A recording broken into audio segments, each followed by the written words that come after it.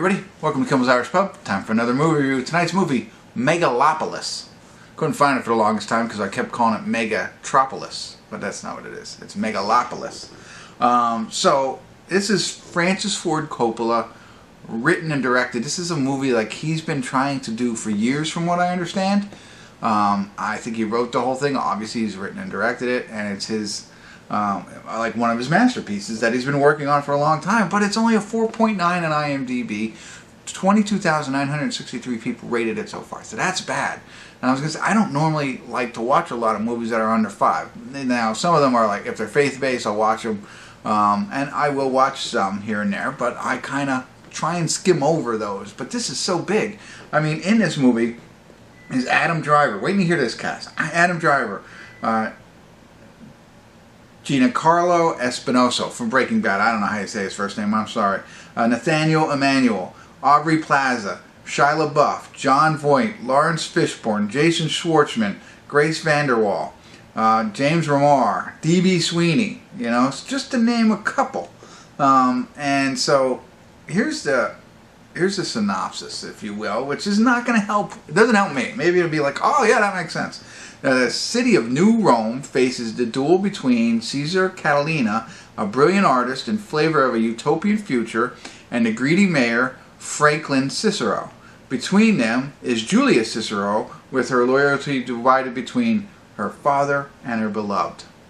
So, I don't know. That doesn't tell me much, but I mentioned 2 hours and 18 minutes long. Francis Ford Coppola, littered with great actors in it. So, can it be that bad? We're going to find out. Stick around. If anything interesting happens between now and the end, I will check in. If not, check in at the end and let you know my final thoughts. Stick around. I'll be back.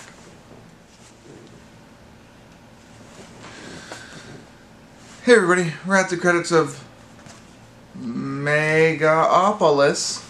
Sorry, no check-ins. There is no point for me to check in on this one. I think I kind of get why it is rated so low. You know, again, I've said this in many reviews, I'm not the smartest guy. Oh wow, Aubrey Plaza's name was Wow Platinum in the movie. Anyway, a lot of good people in this movie. I don't know. I don't know what they were going for here. Here's what I'm trying to think what the plan, this whole movie was about, right? We got 3 figureheads, if you will. I'm not gonna. Esposito from Breaking Bad is the mayor. Jon Voight is like the head of finances. He's the banker, right? And I couldn't understand if it's New Rome. At first I thought it seemed like Manhattan, but then they say it's the greatest country in the world. So New Rome might be the new country that they're all living in, regardless. And then we have Adam Driver, who's this Nobel Prize winning scientist. Okay, and we got the 3 of them. They're the 3, and basically they're battling for the city or country, whatever it is. I think it's the city. I'm just gonna go with that, right?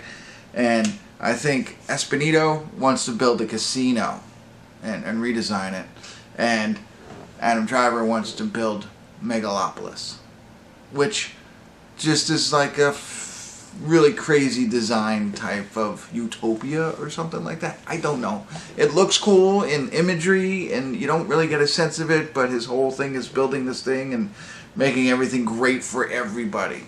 I don't get any more than that. I don't even know what Jon Voight's plans were. But Jon Voight is, Shia LaBeouf is one of his children. He has a couple other kids, whatever, trying to get his billions of dollars as he is the head of banking. Esposito, his daughter is Nathaniel Emmanuel.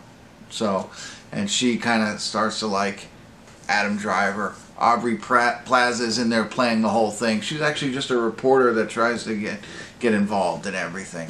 Laurence Fishburne is simply a driver. He talks a little bit here and there, but Dustin Hoffman is also in it, and he's like the right-hand man of the mayor, but very limited role. And that's it. That's what you get. And so they are all, I don't know, feuding in a sense, and undermining and ultimately trying to do what they want in order to do something for the city. And that is, and I watched it.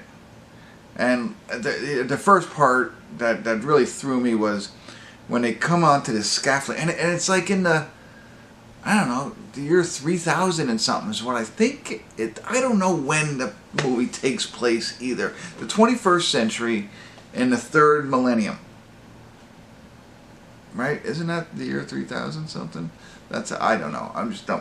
But when you look at it visually, like, they drive old cars. There's nothing futuristic about it. So it's more like modern day, except for the fact that the scientist Adam Driver can create see-through stuff, and like he's got that kind of thing. But otherwise, it doesn't seem like futuristic. So maybe I'm wrong. Maybe we're in the third millennium right now, and it's just now. I don't know. I apologize for being so dumb. But that's where we are. There's nothing really cool. But the part I was talking about, they get together after they destroy a portion of the city. They come together, and the three of them meet on some high up scaffolding with all these people around, and about their plans. And that's where you find out that Esposito, or whatever his name is from Breaking Bad, wants to build a casino. John Voight never gets to say what he wants, and Adam Driver has this long speech that means I couldn't follow. I was like, I don't get it. Like, okay, let's see what goes on. And then, I don't know, then they have like a Roman Coliseum where they bring in like old wrestlers, and then they have a circus, and dancing and all this stuff, and rich people eat, and they bid on a virgin. I don't know, man. It's just, and then it just goes on, and then you know, it gets to the point where I just almost wanted to turn it off. I just couldn't follow it. I couldn't get like captivated by it. I was just like, this is, I don't know where it's going, what's it doing, who am I rooting for? You know, what do I want to see at the end of this? Like, and I don't know. I have no idea. So there you go. Sorry. Oh, there's a little post-credit scene here between Breaking Bad and Emmanuel. So they're father and daughter. But I won't go in anymore. At 2 hours and 19 minutes right now. Yeah, it's right. 2 hours and 18 minutes. You get to see the post-credit scenes. For me, it wasn't worth the time. I was really hoping to like catch something. I was also thinking like, as he also has the ability to stop time, which doesn't seem like he can do much with it except for have fun. Like his blowing up ability, he stops time and then starts it up again. Like there's nothing, I don't know, maybe that's more of a symbolism of something that's supposed to be going on. You know, all artists are supposed to have some superpower, and maybe that's his. I don't know. But regardless. Oh, I was going to say, there's a portion where he's starting to, you know, build Megalopolis, and he takes himself and Emmanuel up on a scaffolding, and they're going up the side of the building, and they're going to go over and look over, like, and she's like, what's going to go there, what's going to go there, that kind of thing. Like, okay, cool. But it looks like Sin City. It looks like Frank Miller's version of Sin City. Like, doesn't look like Sin City. It's just the way, you know how Sin City backgrounds were all fake, and the people were very, you know, prominent in front or like stood out a lot. Like that's what it looked like. It looked totally fake, and maybe that's what they were going for. And then when they get up there and they're walking on like the top of a clock and looking down at the fake city, it's like, I don't know. It's not like super CGI or really cool or anything like that. It's just like, I guess green screen with Sin City's background. I don't know. So I don't know. There was nothing tangible that I could come back and say what was one good part. I don't have it. I just don't. There's nothing there for me. So, all right, there you go. I can't say anything more. Did not love it. I like all the actors, and I know, you know, Francis Ford Coppola. I mean, we know he's talented. This one didn't hit the mark for me. There you go. That's all I got. Hopefully I was helpful. If not, I apologize, but maybe I saved you some time. All right. Thanks for tuning in. Kimmel's Irish Pub.